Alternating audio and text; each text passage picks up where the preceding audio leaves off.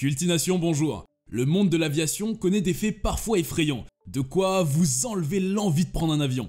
Entre crash et disparition mystérieuse d'avions, certains phénomènes aussi bizarres qu'extraordinaires vous laisseront inerte. C'est le cas du vol 401 de la compagnie Eastern Airlines, qui fait parler de lui à cause des apparitions de personnes ayant disparu dans l'accident dans d'autres avions de la même compagnie. Assez complexe à vrai dire. Mais ne vous inquiétez pas, vous comprendrez tout dans cet épisode. Surtout, abonnez-vous, et si vous êtes amateur de découverte et d'archéologie, des sciences ufologiques, nous vous recommandons notre seconde chaîne Agora. Vous verrez mes liens utilisés pour faire ce documentaire dans la description. Allez, on commence. La Eastern Airlines Company. Pour la petite histoire, la compagnie aérienne fut fondée en 1926, le 19 du mois d'avril, et portait le nom de Pitcairn Aviation. Ce nom ne sera pas gardé bien longtemps, puisqu'en 1929, Clement Case, propriétaire de North American, achète Pitcairn, qui sera connu plus tard sous le nom de Eastern Airlines. La compagnie va connaître un moment de prospérité remarquable, après son rachat par Eddie Rickenbacker en 1938, qui est considéré comme un as de la Première Guerre mondiale. À cette époque, jusqu'en 1940, des compagnies aériennes concurrentes sont rachetées et par la même occasion, des avions plus évolués sont achetés et des lignes internationales sont ouvertes.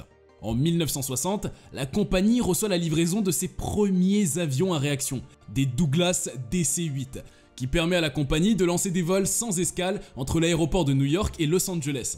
2 ans plus tard, soit en 1962, la compagnie s'agrandit avec des Boeing 727. Frank Borman, un ex-astronaute de la NASA, prend la direction de la compagnie en 1970.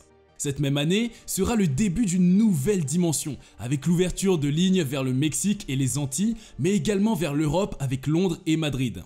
Mais 2 ans après, le cours de l'histoire de cette compagnie va radicalement changer, avec le crash du vol 401 du 29 décembre 1972, qui s'écrase à Miami avec la mort de plusieurs passagers. Mais nous y reviendrons plus en détail. En 1943, Eastern Airlines devient la compagnie de lancement du Boeing 757. Bien avant cet événement, soit en 1978, pendant que la société Airbus se heurte à de nombreuses difficultés pour entrer sur le marché américain assez protectionniste, la Eastern Airlines bénéficie d'un prêt d'appareils gratuit durant une période de 6 mois. Non moins satisfait à l'issue de cette période probatoire, Eastern Airlines concrétise l'achat de 23 A300. La réputation du PDG de la compagnie, Frank Borman, et le fait qu'on ne puisse remettre en cause son patriotisme permirent à Airbus de vendre des appareils à d'autres compagnies américaines. En 1985, la concurrence acharnée d'autres compagnies comme Continental Airlines a fait débuter un moment de réduction intempestif des coûts au sein de la compagnie. Cela a d'ailleurs engendré des grèves et beaucoup d'autres problèmes.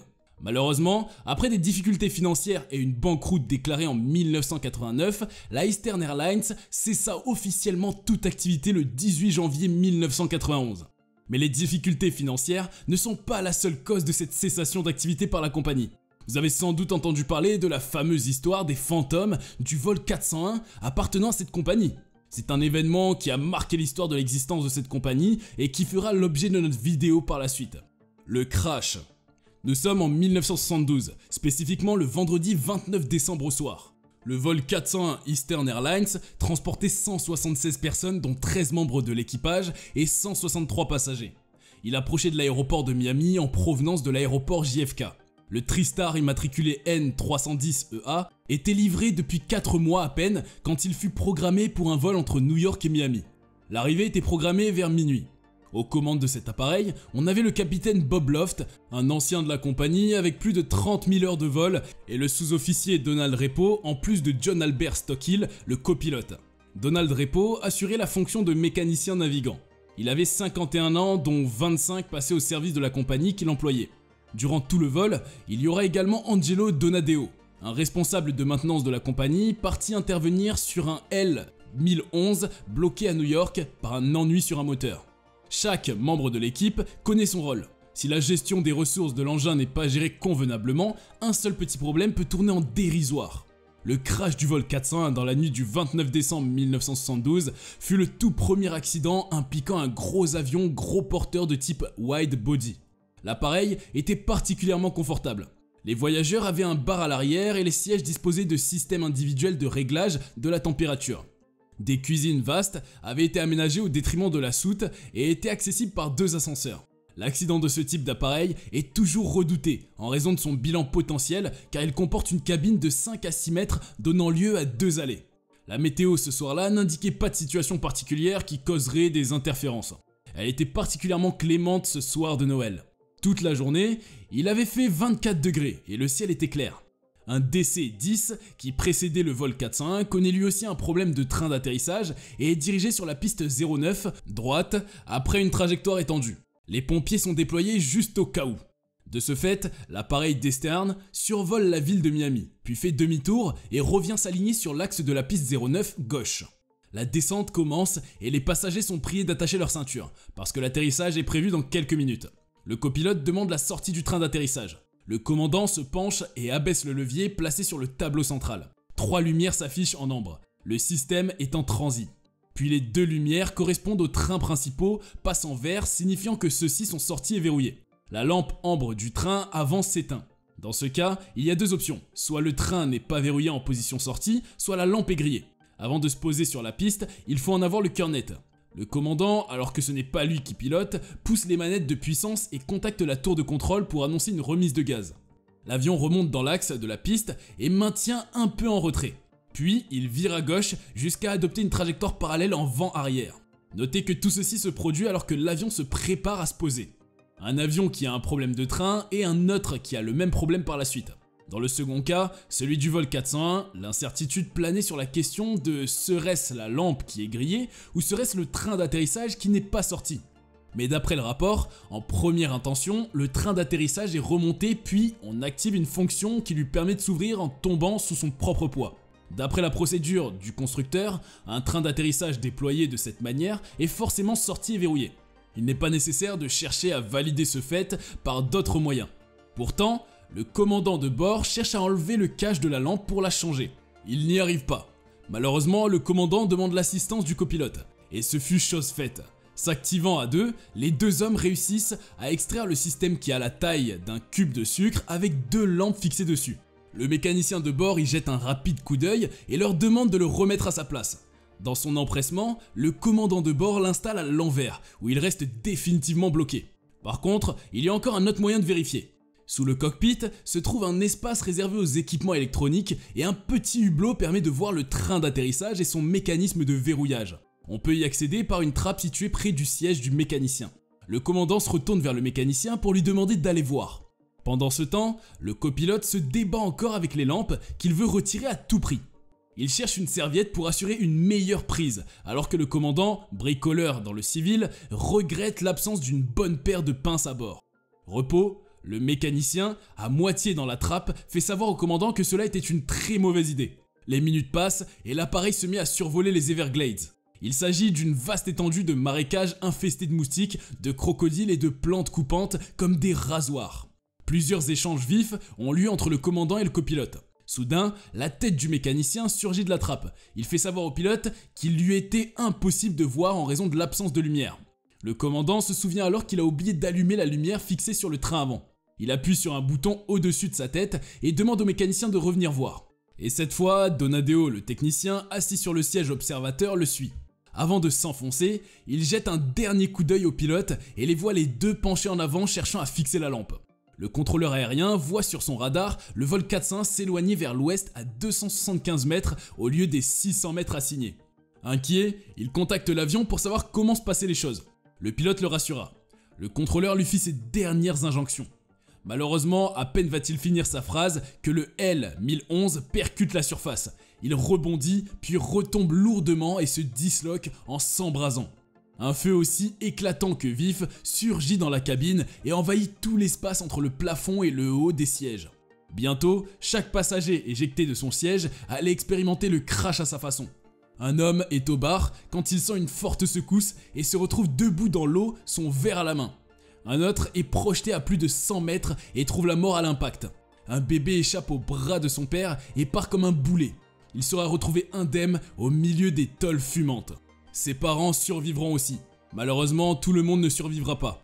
De tous ceux qui étaient dans le cockpit, seul le technicien Donadeo survivra sans comprendre comment. Dans la cabine, 2 hôtesses et 94 passagers décèdent soit immédiatement, soit dans les minutes et les heures suivant le crash.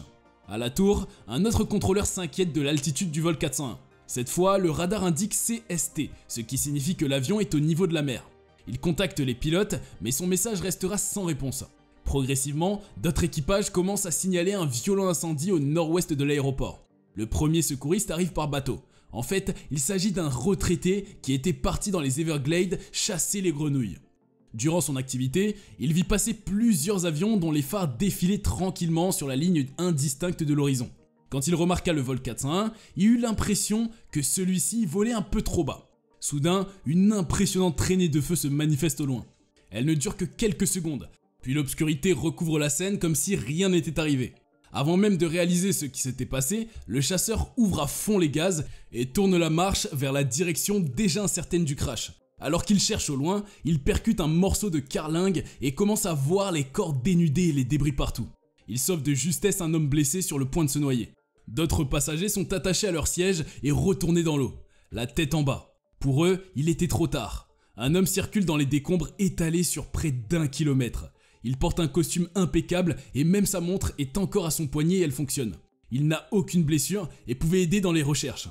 À un moment donné, il trouve 2 hôtesses de l'air. Elles ne sont pas blessées, mais comme la section de la carlingue où elles étaient s'est retournée, elles se retrouvent bloquées à l'envers sur leur siège à plusieurs mètres du sol. Il les aide à descendre et ils partent à la recherche d'autres survivants. Les plus chanceux se réunissent sur un banc de terre humide et se mettent à chanter des chansons de Noël pour se réchauffer. Au loin, un homme crie qu'il ne voyagera plus avec Esterne. Un autre groupe de passagers se retrouve sur un haut fond qui les sauve de la noyade. Les hélicoptères des gardes de côte se mettent à survoler la zone en balayant avec leurs phares. Comme il est difficile de trouver des endroits sûrs pour atterrir, chaque hélico s'approche de l'eau, puis les secouristes jettent leurs équipements puis sautent à leur tour. Grâce à cette intervention rapide et courageuse, de nombreuses victimes sont sauvées d'une mort certaine par noyade ou hémorragie. L'enquête. Une enquête fut ouverte et menée par le Conseil national de la sécurité des transports. Après les investigations, les enquêteurs déterminèrent que c'était bien la lampe de l'indicateur de sortie de train qui était grillée. En effet, ce facteur n'a pas empêché le train de sortir pour l'atterrissage. Le train de nez était sorti tout à fait normalement et l'avion aurait pu atterrir. Il apparut également que le pilote automatique avait été par inadvertance basculé du mode de tenue d'altitude vers le mode CWS, qui veut en mode volant de commande, dans lequel le pilote automatique maintient le cap en l'absence de nouvelles actions sur le manche. Ainsi, les enquêteurs ont conclu que ce changement de mode du pilote automatique avait été provoqué par le commandant qui, en se retournant pour parler à l'officier mécanicien, avait malencontreusement fait pression sur son volant, trop légèrement pour qu'il s'en aperçoive, mais suffisamment pour provoquer une descente lente. Entretenu ensuite par le mode CWS. Les 2 officiers ont porté toutes leurs attentions sur le problème de la lampe sans se rendre compte de la perte d'altitude ni le signal sonore d'alarme sur le tableau de bord du mécanicien. Malheureusement, le moment où ils se rendent compte du fait les avait déjà rapprochés de l'accident. Par ce fait, les enquêteurs concluent dans leur rapport que la cause du crash serait une erreur de l'équipage ayant focalisé toute leur attention sur un problème technique sans avoir le souci de maintenir l'avion en ligne de vol. Cet état de choses a en partie inspiré les autres compagnies aériennes qui ont instauré une formation de leurs pilotes sur les facteurs humains et leurs entraînements a été modifié dans le but d'améliorer l'efficacité de résolution des problèmes et éviter les distractions. L'histoire aurait pu s'arrêter là, une enquête bouclée et l'erreur trouvée. Malheureusement, l'avenir réserve des faits plus terrifiants qu'effroyables. Des histoires d'apparitions et de visions qui vont changer la réputation de la compagnie. L'histoire des fantômes. À mesure que le temps passait, certains passagers et certains membres du personnel de Eastern Airlines commencèrent à voir des personnes qu'on nomme des fantômes. Ils faisaient des rencontres étranges et troublantes. Une femme raconte avoir vu le commandant Don Repo, le mécanicien navigant du malheureux vol, s'asseoir sur un fauteuil passager. L'homme semblait avoir le regard vide et avait l'air perdu. Quand d'autres passagers arrivèrent, l'homme disparut. Une autre fois, des mécaniciens et le pilote d'un avion purent voir un homme faire le tour de l'avion durant une inspection. L'homme dit qu'il n'y avait pas de vérification à faire car il venait de le faire. Les hommes reconnurent Bob Loft, le feu capitaine pilote du crash. Une autre fois, 2 pilotes qui se rendaient dans la cabine pour préparer leur vol découvrent à leur arrivée 2 autres pilotes déjà installés. Ils leur demandent s'ils s'étaient trompés d'appareil. Au bout de quelques minutes, les 2 pilotes disparaissent sous leurs yeux. Ce jour-là, le vol fut annulé. Un pilote d'un autre vol était sérieusement inquiet lorsqu'il a entendu des coups venir dessous le cockpit lui-même. Craignant que quelque chose n'allait pas avec l'avion ou l'un de ses systèmes, le pilote a ouvert la trappe du compartiment. Grande fut sa surprise lorsqu'il s'est retrouvé face à face avec Don Repo. Une effroyable atmosphère submergée par la peur. La surprise a tourné à l'horreur quand Repo a disparu sous les yeux du pilote. Sans se décourager, le pilote approfondit son enquête et découvrit un problème pouvant avoir causé un grave accident s'il était passé inaperçu. Repo semblait avoir le hic pour se retrouver dans les lieux les plus reculés. Des témoins incluent des pilotes, divers membres du personnel d'Eastern Airlines et leurs passagers. Bob Loft serait aussi apparu devant le vice-président d'Eastern Airlines en première classe durant un vol. Ce qui est étonnant, c'est l'apparition de ces fantômes dans de nombreux avions de la compagnie.